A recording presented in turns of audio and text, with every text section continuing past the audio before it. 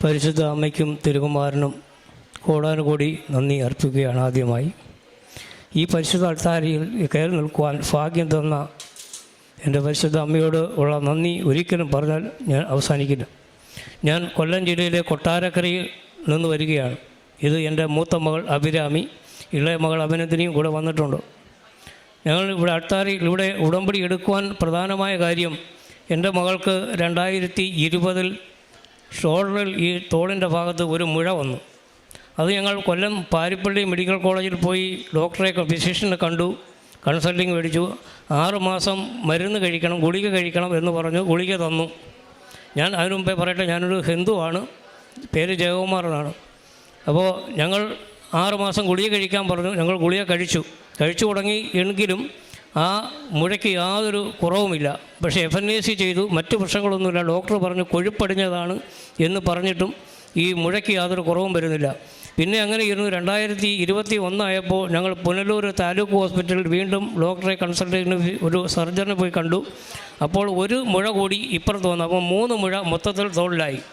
അപ്പോൾ ഡോക്ടർ പറഞ്ഞു ഇതിൽ നിന്ന് നമുക്ക് FNAC എടുത്ത് നോക്കാം എന്ന് പറഞ്ഞു. FNAC എടുത്ത് നോക്കിയപ്പോൾ സർജറി ചെയ്താലേ പറ്റൂ എന്ന് പറഞ്ഞു. അതിലുള്ള ഏറ്റവും വലിയ മുഴ സർജറി ചെയ്തു. പുനലൂർ ഹോസ്പിറ്റൽ 2021 ഫെബ്രുവരിയിൽ സർജറി ചെയ്തു. അതിൻ്റെ ടെസ്റ്റ് കഴിഞ്ഞ് വന്നപ്പോൾ 2-3 മാസം കഴിഞ്ഞപ്പോൾ ടെസ്റ്റ് റിസൾട്ട് വന്ന് TBയുടെ ആരംഭമാണ് എന്ന് പറഞ്ഞു.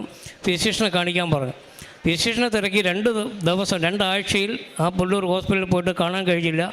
അങ്ങനെ ഞാൻ തിരുവനന്തപുരം പുലയനാർകോട്ട ഇതിൻ്റെ സ്പെഷ്യൽ ഹോസ്പിറ്റലിൽ മകളുമായി പോയി. അവിടെ ഡോക്ടറെ കൺസൾട്ട് ചെയ്തു. ഡോക്ടർ പരിശോധനയൊക്കെ നടത്തി. ആദ്യം മെഡിക്കൽ കോളേജിൽ പറഞ്ഞു വിട്ടു, FNAC എടുക്കാൻ പറഞ്ഞു. അവിടെ ഇത് കുത്തിയിട്ടും ഒന്നും കിട്ടുന്നില്ല. വീണ്ടും ഡോക്ടറെ കണ്ടു. അവിടെ ബിന്ദു മേഡം എന്ന് പറയുന്ന ഒരു ഡോക്ടറാണ്, ഞങ്ങളെ മെയിൻ ഒരു ഡോക്ടറാണ് ചികിത്സിച്ചത്. അപ്പോൾ കിട്ടുന്നില്ല. അപ്പോൾ മെഡിക്കൽ കോളേജിൽ കുത്തിയെടുത്തിട്ട് FNAC ടെസ്റ്റ് ചെയ്യാൻ കിട്ടാത്തത് ഈ ഡോക്ടർ തന്നെ എൻ്റെ ജീവിതത്തിൽ ആദ്യമായിട്ടാണ് ഞാനൊന്ന് ചെയ്യട്ടെ എന്ന് പറഞ്ഞുകൊണ്ട് മകളെ വിളിച്ചു. പുലയനാർകോട്ട ഹോസ്പിറ്റലിൽ വെച്ച് ആ ഡോക്ടർ തന്നെ ഇഞ്ചെക്ട് ചെയ്തെടുത്ത് വന്നിട്ട് ഞങ്ങളെ ലാബിൽ പറഞ്ഞു വിട്ടു.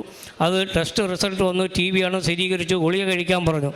6 മാസത്തെ കോഴ്സ് ആരംഭിച്ചു. ഗുളിക കഴിച്ചു തുടങ്ങി. ദിവസവും 3 ഗുളിക വീതം കഴിക്കണം. അങ്ങനെ 6 മാസത്തോളം എല്ലാ മാസവും ചെക്കപ്പിന് പോകും. എല്ലാ മാസവും ഓരോ ടെസ്റ്റും തരും. ഈ 6 മാസം ഗുളിക കഴിച്ചിട്ടും ഈ മുഴകൾ രണ്ടും അതുപോലെ തന്നെ ഇരിക്കുക, യാതൊരു കുറവും വരുന്നില്ല. അങ്ങനെ ഇരിക്കുമ്പോൾ 6 മാസം കഴിഞ്ഞു. 7ാമത്തെ മാസം ചെന്നപ്പോൾ വീണ്ടും ഡോക്ടറെ അതിശയം, ഇത്രയും നാൾ ഈ ഗുളിക കഴിച്ചിട്ട് ഇതിന് കുറവൊന്നും വരുന്നില്ല, അതെന്താണ്? നമുക്കൊരു കാര്യം ചെയ്യാം, ഒരു 6 മാസം കൂടി കഴിച്ച് നോക്കാം. 6 മാസം കൂടി കഴിച്ചിട്ട് ഇത് മാറുന്നില്ലെങ്കിൽ വീണ്ടും നമുക്ക് മെഡിക്കൽ കോളേജിൽ സർജറി ചെയ്യാം എന്ന് പറഞ്ഞു. പക്ഷേ സാധാരണ നോർമൽ കേസിൽ 6 മാസം കഴിയുമ്പോൾ ഈ കോഴ്സ് കഴിയുമ്പോൾ TBയുടെ എല്ലാ നോടും പോയി മുഴയും എല്ലാം പോകേണ്ടതാണ്. പക്ഷേ അത് പോകുന്നില്ല. അപ്പോഴാണ് ഞാനിങ്ങനെ വിഷമിച്ചിരിക്കുമ്പോഴാണ് ഞാൻ TVയിൽ പിന്നെ വൈഫൈ വെച്ച് യൂട്യൂബ് ചാനലൊക്കെയാണ് TV കാണുന്നത്, അതുവഴിയാണ്. ഞാനൊരു രാത്രിയിൽ ഇങ്ങനെ വിഷമിച്ച് തന്നെ മകളുടെ കാര്യം ഓർത്ത് വിഷമിച്ചിരിക്കും. TV കാണുമ്പോൾ പെട്ടെന്ന് അച്ഛൻ്റെ എനിക്ക് പറയാൻ സങ്കടം വരികയാണ്. അച്ഛൻ്റെ ഒരു ടോക്ക് ഞാൻ കേൾക്കുകയാണ്. ദൈവവചനം ഞാൻ യൂട്യൂബ് ഈ കൃപാസനം എന്താണെന്നോ ഈ ചർച്ച എന്താണെന്നോ എനിക്കറിയില്ല. പക്ഷേ അച്ഛൻ്റെ ആ ഒരു നേരത്തെ പ്രസംഗമാണ്. എനിക്ക് അത് തീരുന്നത് വരെ 1 മണിക്കൂറാണോ എന്നറിയില്ല. ഞാൻ മുഴുവനും ഇത് കേട്ടു. അപ്പോൾ മുതൽ എനിക്കൊരാഗ്രഹം, ഈ പള്ളി എവിടെയാണെന്ന് കണ്ടുപിടിക്കണം. ഞാൻ മൊബൈലെടുത്തു, മാപ്പെടുത്തു. കലവൂർ എന്ന് മാത്രമേ ഈ കൃപാസൻ്റെ അഡ്രസ്സിൽ കാണുന്നുള്ളൂ. കലവൂർ എന്ന് മാത്രം അടിച്ചു. എവിടെയാണെന്ന് ഇത് കണ്ടുപിടിക്കും. കേരളത്തിൽ എവിടെയാണെങ്കിലും പോകണം എന്നുള്ള ഉദ്ദേശത്തിൽ ഞാൻ കണ്ടുപിടിച്ചപ്പോൾ ആലപ്പുഴയാണ്. വീട്ടിൽ നിന്നും 104 കിലോമീറ്റർ ഇവിടത്തേക്കുണ്ട് എന്ന് വരെ മാപ്പ് നോക്കി കണ്ടുപിടിച്ചു. ഒന്നും പറഞ്ഞില്ല. പിറ്റേന്ന് രാവിലെ കൊച്ചുങ്ങളോട് പറഞ്ഞാൽ, ഞാനും കൊച്ചുങ്ങളും എൻ്റെ പ്രായമായ അമ്മയുമാണ് വീട്ടിലുള്ളത്, അവരോട് പറഞ്ഞാൽ ഞാൻ കൃപാസനത്തിൽ പോവുകയാണെന്ന് പറഞ്ഞില്ല. ഞാനൊരു ജോലി തിരക്കി ആലപ്പുഴ വരെ പോവുകയാണ് എന്ന് പറഞ്ഞുകൊണ്ട് ഞാൻ ഈ കൃപാസനം എന്തെന്ന് അറിയാൻ വേണ്ടി മാത്രമേ വന്നതാണ്. വന്നെങ്കിലും ഞാൻ നേരിട്ട് ഉടമ്പടി എടുക്കാനാണ് പോയത്. അവിടെ ചെന്ന് ഉടമ്പടി എടുത്തു, ഇറങ്ങി വന്നു. അവിടുന്ന് തൈലവും ഒക്കെ തന്നു. എല്ലാം ഞാൻ വീട്ടിൽ പോയി. രാത്രിയിൽ വീട്ടിൽ ചെന്നിരുന്നാണ് കുട്ടികളോട് പറയുന്നത്. ഉടമ്പടിയൊക്കെ കഴിഞ്ഞ് ഞാൻ ആദ്യം വന്നപ്പോൾ 11 മണിയുടെയും കഴിഞ്ഞ് വരുന്നു. 2 മണിയുടെ ടോക്കണാണ് എനിക്ക് കിട്ടിയത്. ഞാൻ 2 മണിയുടെ ടോക്കണും കഴിഞ്ഞ് 7 മണി കഴിഞ്ഞ് പുറത്തിറങ്ങി. ഞാൻ വീട്ടിൽ ചെന്നപ്പോൾ രാത്രി 10-11 മണിയോളമായി. പിള്ളേരോട് കാര്യം പറഞ്ഞു. പിറ്റേന്ന് രാവിലെ തന്നെ എഴുന്നേറ്റു. എൻ്റെ മകളെ നിർത്തിക്കൊണ്ടാണ് പറയുന്നത്. അവളോട് കാര്യം പറഞ്ഞിട്ട് അവളുടെ ഷോൾഡറിൽ ഈ തൈലമെടുത്ത് പൂശി ഞാൻ പ്രാർത്ഥിച്ചു, വിശ്വാസ പ്രമാണം ചൊല്ലി. അതിശയം എന്ന് പറയട്ടെ എൻ്റെ സഹോദരങ്ങളെ, നിങ്ങൾ വിശ്വസിച്ചാലും ഇല്ലെങ്കിലും ഞാൻ 100% പരിശുദ്ധ അമ്മയിൽ വിശ്വസിക്കുന്നു. അമ്മയാണ് പിറ്റേന്ന് രാവിലെ മുഴം ചെറുതായി കുറയാൻ തുടങ്ങി. ഞാൻ ആ മാസം ട്രീറ്റ്മെൻറ്റിന് എല്ലാ മാസവും ചെല്ലുന്നത് പോലെ ഹോസ്പിറ്റലിൽ ചെന്നപ്പോൾ ഡോക്ടർ പറയുക, ഇതെന്തൊരു അതിശയമാണ്, നമ്മൾ ഓപ്പറേഷൻ ചെയ്യണമെന്ന് പറഞ്ഞുകൊണ്ടിരുന്ന ഇതെങ്ങനെ സാധിച്ചു എന്നാണ് ആ ഡോക്ടർ ചോദിക്കുന്നത്.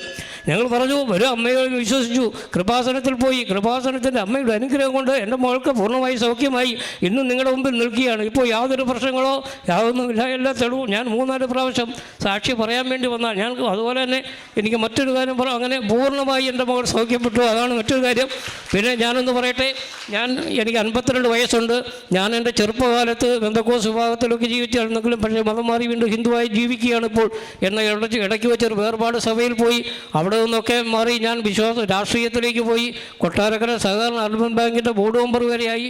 അങ്ങനെ ഒരുപാട് രാഷ്ട്രീയ പ്രവർത്തനങ്ങൾ പൊതുപ്രവർത്തനങ്ങളും ഒക്കെ ആയിരുന്ന സമയത്തും ഞാൻ എൻ്റെ ജീവിതത്തിൽ ലക്ഷ്യമില്ലാത്ത ജീവിതമായിരുന്നു. പുകവലി ഉണ്ടായിരുന്നു, മദ്യപാനം ഉണ്ടായിരുന്നു. മദ്യപാനം സ്ഥിരമായില്ലെങ്കിലും എൻ്റെ വായിൽ ഉറങ്ങുമ്പോഴല്ലാതെ എൻ്റെ വായിൽ വെറ്റില മുറുക്കാനില്ലാത്ത ഒരു സമയമില്ല. എൻ്റെ മക്കൾ സ്ഥിരം വഴക്ക് പറയും മുറുക്കുന്നതിന്. എന്നാൽ പോലും ഒരു ഉറങ്ങുന്ന സമയമല്ലാതെ ബാക്കി എല്ലാ സമയവും എൻ്റെ ജോലി ഇലക്ട്രീഷ്യൻ പണിയാണ്.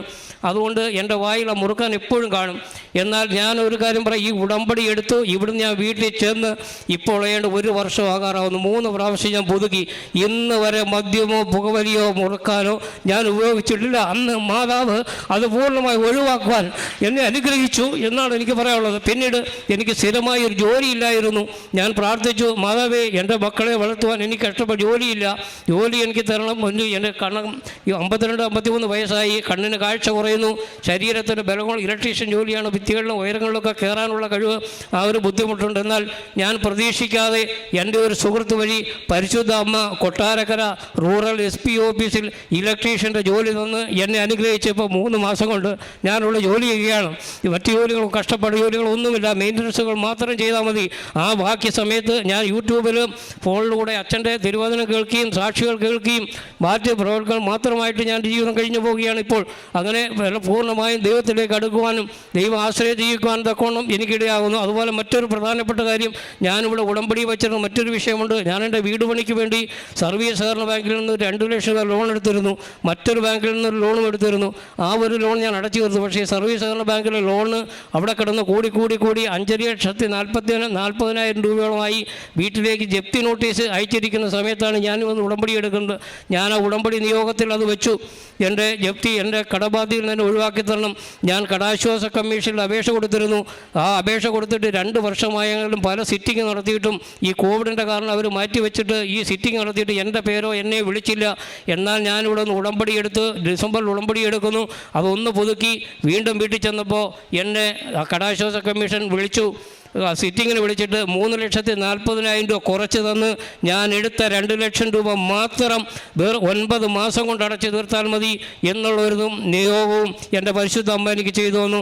ഇനി തുടർന്ന നാളുകളിലും ഈ മാതാവിൻ്റെ സന്നിധിയിൽ വന്നുകൊണ്ട് ജീവിപ്പാൻ അന്നു മുതൽ ഇന്ന് വരെയും ഞാൻ ഈ കൃപാസനത്തിൽ വരുന്നുണ്ട്, പലരെയും കൊണ്ടുവരുന്നുണ്ട്. ഞാൻ പ്രേക്ഷിത വേലകൾ എന്നെ കൊണ്ടാവുന്നു ചെയ്യുന്നുണ്ട്. എല്ലാ വേലകളും കാരുണ്യപ്രവൃത്തികളും എന്നെക്കൊണ്ടും എൻ്റെ കുടുംബത്തോടും ചെയ്യാൻ പറ്റുന്നവരോട്. പിന്നെ അതുപോലെ എനിക്ക് പറയാനുള്ളത്, ഞാൻ താമസിക്കുന്നത് തൊട്ട് മുമ്പിൽ തന്നെ റോഡിന് തൊട്ടപ്പുറം സെൻറ്റ് മേരീസ് മലങ്കര കത്തോലിക്ക ചർച്ചാണ്. അതിന് തൊട്ടപ്പുറത്ത് കുരിശടിയുണ്ട്. ഞാൻ ഇന്നും ദിവസവും എനിക്ക് ജപമാല പ്രാർത്ഥിക്കാൻ അറിയില്ല, ജപമാല ചൊല്ലുവാൻ അറിയില്ല.